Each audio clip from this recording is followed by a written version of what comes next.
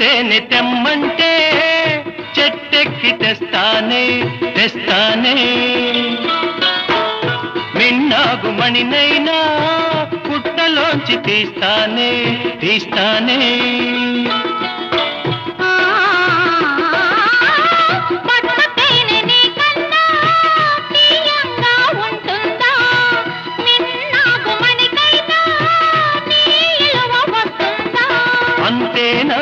అంతేనా అవును అంతేనా